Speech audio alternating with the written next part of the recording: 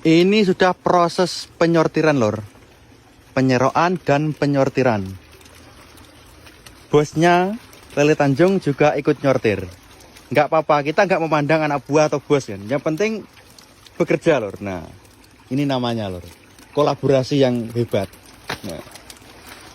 Nah kayak gini dia ya. Ini menggunakan ukuran berapa ini? 10 lor. Jadi yang nomor apa ya nomor?